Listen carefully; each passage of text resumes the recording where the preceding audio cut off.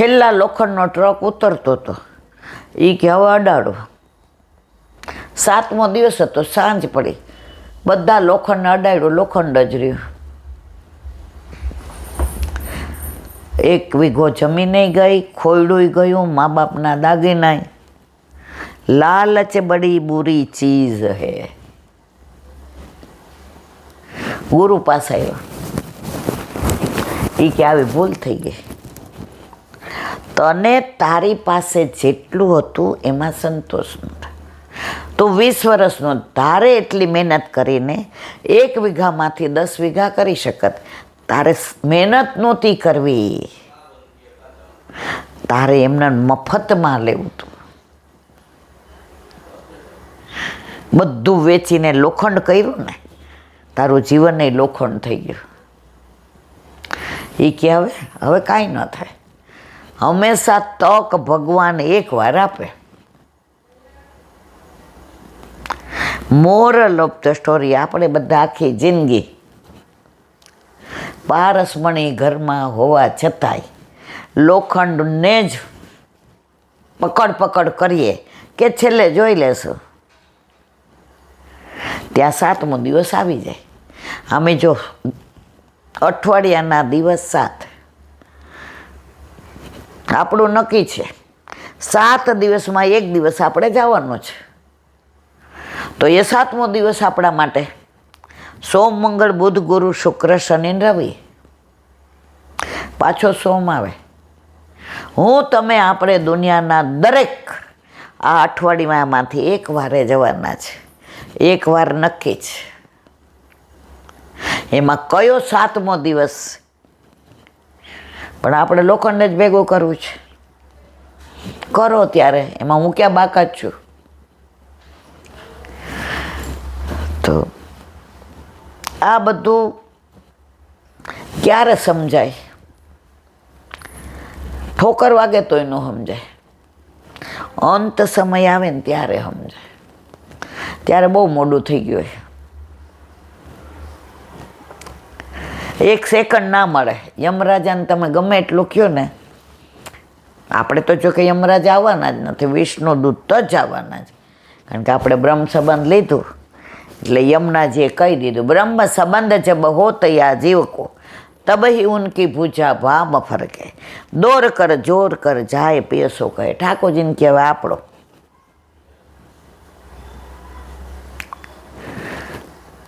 હાવ ભણેલો હોય, ડોબો હોય, ભણેલો ન હોય, એને પ્રધાન બનાવી દઈએ ને રાષ્ટ્રપતિ, પછી એ લીલામ પહોંચે ને તો એને ઓલી શેની સલામી મળે? તોપની સલામી મળે. 21 તોપ ને 11. હવે ગામમાં કોઈ ઊંઘતું નહોતું, પણ એને પ્રધાન બનાવી દીધો. એમ આપણા ગમે એવા કર્મો હતા, ગમે એવા હતા, બ્રહ્મ સંબંધ દીધું એટલે યમુનાજીએ કહી દીધું, એટલે આપણે તોપોની સલામીવાળા છે.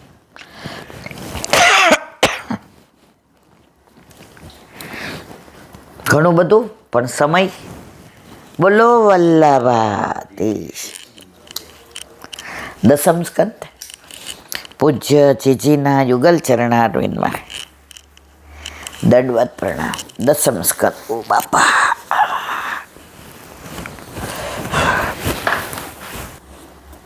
ભાગવત ભગવાન દેવકીજીનું લગ્ન અને આકાશવાણી. ગઈકાલનું અનુસંધાન આકાશવાણી થઈ. દેવકીજીનો ચોટલો જાલી કંસ ઊભો થઈ ગયો, જે બેન માટે થઈને કેવું કરતો હતો. સંબંધોમાં આવું જ હોય છે. સુખદેવજીથી કહેવાય ગયું, ઇત્યુક્તમ સખલ પાપો ભોજા નામ કુલ પાંસન ભગિની હંતો મારબ્ધ ખડગ પાણી કચે ગ્રહિત. 11 વર્ષની પરણેલી બેન, જેના ભાલમાં કુમકુમ છે, શેઠામાં સિંદૂર ભરાયેલું છે, જેની ડોકમાં મંગળસૂત્ર ચમકે છે, એવી તાજી પરણેલી બેનનો ચોટલો પકડીને કંસ ઊભો થઈ ગયો. બીજા હાથમાં તેણે તલવાર ઉગામી. સૌભાગ્યવતી નારીના ત્રણ ચિહ્નોને કદી અડકાય નહીં: મંગળસૂત્ર, ભાલનું કુમકુમ અને કેશપાશ. મંગળસૂત્ર, ભાલનું કુમકુમ એટલે ચાંદલો, બિંદી, અને કેશપાશ.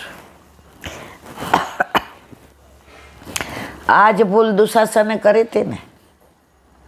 કેશ પકડીને લઈ આવ્યો તો ભોગવવું પડ્યું ને.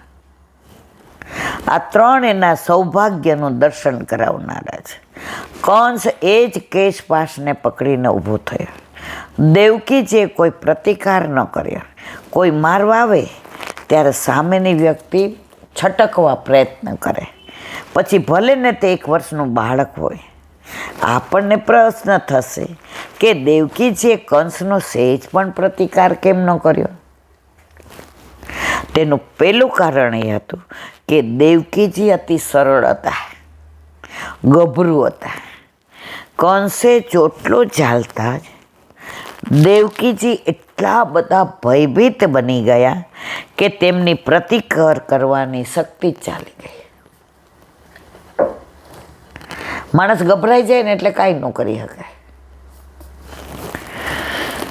બીજા વિચારક બીજું કારણ આપે, ના ના, અમારા શ્યામ સુંદરના માતા આવા બીકણ ન હોય, તે નિર્માલ્ય ન હોય, જેના ઉદરથી તેજસ્વી સૂર્ય પ્રગટ થવાનો છે, તે માતા આવી ડરપોક થોડી હોય. આ વિચારક કહે છે કે દેવકીજી એકદમ નિર્ભય હતા, તેથી જ તેમણે પ્રતિકાર ન કર્યો. એમને વિશ્વાસ હતો કે આકાશવાણી થઈ છે તો એમાં કંસ શું ફેરફાર કરી શકવાનો? તો જેણે આકાશવાણી કરી છે એ રક્ષા કરશે મારી. તેઓ જાણે છે કે મગતરું મને કશું કરી શકે તેમ નથી. જેની પાછળ મોટી સત્તા હોય તેને કોઈનો ડર લાગતો નથી. બાળક એની માતાની ગોદમાં સૂતું હોય ત્યારે તે તદ્દન નિર્ભય હોય. 6 મહિનાનું વર્ષનું બાળક હોય ને, બાપા મૂછે ઉલાડે, ઓલું ખડખડાટ હશે ને પાછા લઈ લે. એને બીક નથી લાગતી કે હું પટકાઈ પડીશ, હું પડી જઈશ. એને ખબર છે મારા બાપા મને ઝીલી જ લેવાના છે. પેલા નાના હતા ને ત્યારે એક ઓલી દોરી ઉપર નટ ચાલતા, મ્યુઝિક વાગે અને એનું ધ્યાન એમાં જ હોય. એ બાપ પછી ખભા ઉપર બાળકને બેસાડે અને બધાને કે જુઓ, બધા ના પાડે, રહેવા દ્યો, રહેવા દ્યો, છોકરો હશે, મને મારા બાપ ઉપર વિશ્વાસ છે. એ હસતો હસતો મોઢામાં અંગૂઠો હોય ને બાપને અને ઓલો એને લઈ જાય ચાલતો ચાલતો દોરી ઉપર, એને વિશ્વાસ છે. એમ દેવકીજી નિર્ભય હતા કે આ મગતરું મારું બગાડી લેવાનું છે. મારા માથે ભગવાન બિરાજે છે એટલે દુનિયામાં મને કોઈ હરાવી શકે તેમ નથી. વાસુદેવ પરાયણ ન બિભેતિ કૃતશ્ચન. જેને ભગવાનનું પીઠબળ છે તેને જગતમાં કોઈનો ડર લાગતો નથી. વળી જેણે ભગવાન સાથે અદ્વૈત્ય સાધ્યું છે તેને પણ કોઈનો ડર લાગતો નથી. ઉપનિષદ કહે છે, અથ તસ્ય ભયમ ભવતી ય ઉચ્ચર કુરુતે. જે ભગવાનથી થોડો પણ ભેદભાવ કરે છે તેને જ ભય લાગે છે. વિશ્વાસ છે એને ભય લાગતો જ નથી. જેના મનમાંથી પાપ વૃત્તિ નષ્ટ થઈ ગઈ છે તેને ભય, પેટમાં પાપ હોય ને એને બીક લાગે.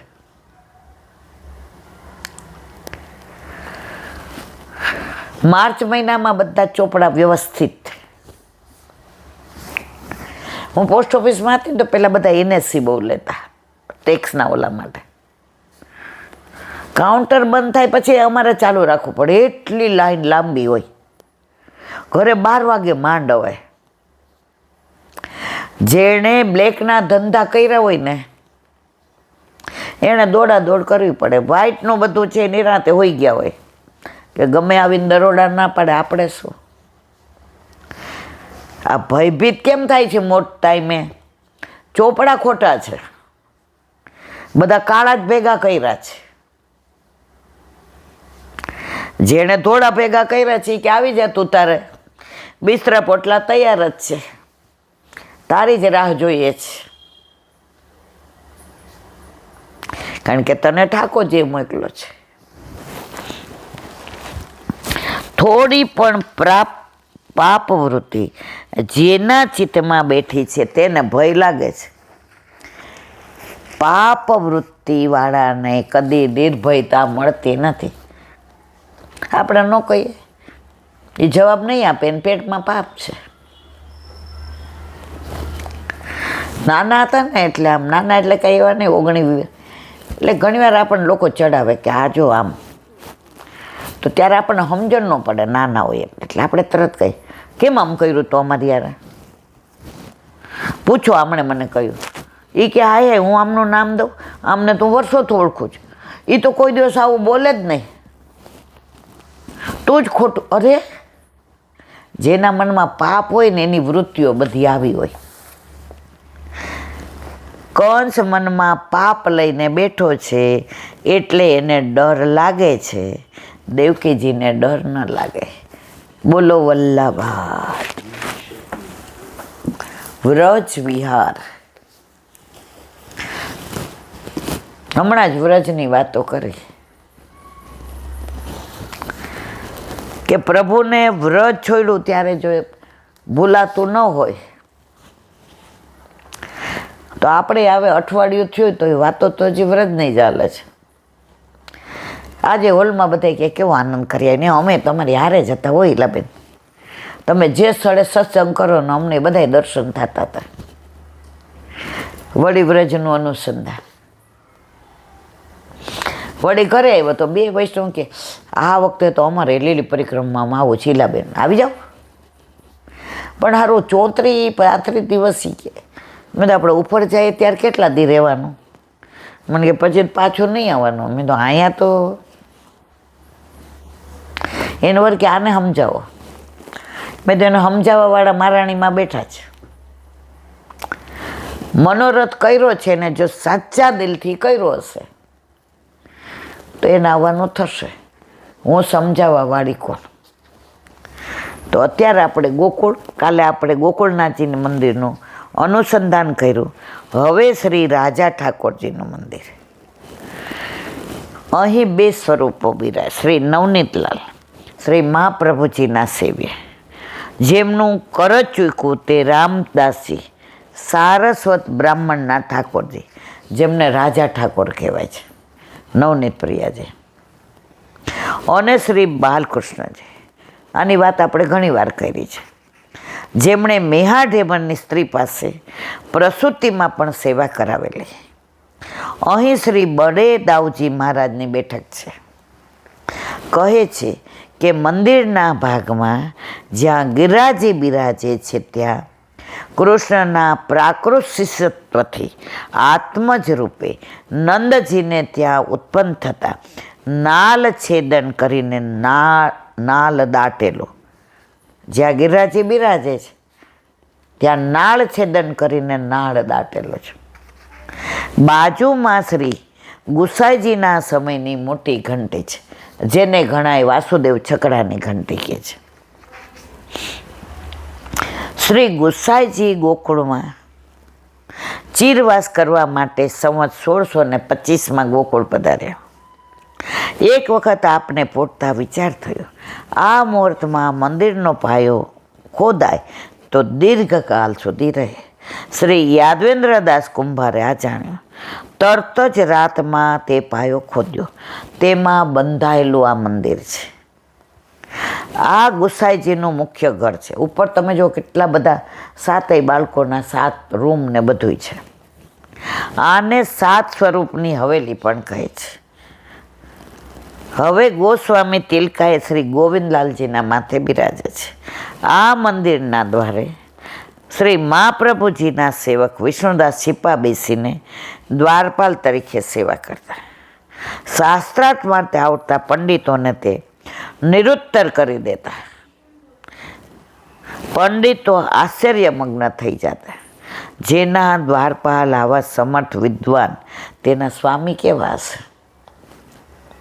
દરવાજેથી સૌ પંડિતો પાછા જતા. આ સ્થાન અહીં છે.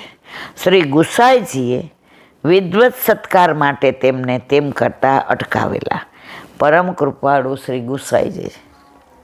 ગુસાઈજી કે અંદર આવવા દે, મારે હાથ પવિત્ર કરવો હોય ને, હાથ પવિત્ર એટલે દાન પુણ્ય કરવાનું. એક બ્રાહ્મણ મને એવું કહેતા હતા કે અમે જે દાનમાં લઈએ ને પછી અમારે દાન દેવું પડે, નહીંતર અમારે ત્યાં જવાબ આપવો પડે. મારા આમ નામ ના રખાય. એટલે ગુસાઈજીએ કીધું, એ કે અંદર આવવા દેજે, હવે તું સાસ કરી ન મોકલી દે તો મારે કાંઈક હાથ પવિત્ર કરવો હોય તો થાય ને. ઘણી બધી લીલાઓ. બોલો વલ્લભાધીશ. મધુરાષ્ટકમ સુપ્તમ મધુરમ.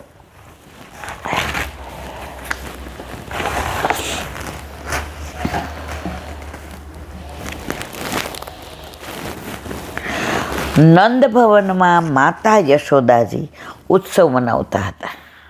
તેના કારણે લાલનને માતા યશોદાજીએ કોલાહલથી દૂર રાખવા, કનૈયાને નિંદરમાં ખલેલ ન પડે, એકાંત મળે તે કારણે કોલાહલથી દૂર એકાંત સ્થાન એટલે સકટ, સકટ એટલે ગાડો, જ્યાં સકટાસુર આવેલ હતું તે સકટ નીચે શયન કરાવ્યું. આ પ્રસંગ લીલાની પૂર્વ ભૂમિકા અનુસાર શયન મધુર જ છે. બાળ કનૈયાને પલ્લામાં સનય કરાવી માતા ઘરમાં જાય છે એટલે નટખટ નટવર ધીરેથી આંખ ખોલીને જુએ છે. આસપાસ કોઈ ન હોવાને કારણે રુદન કરવા લાગે છે.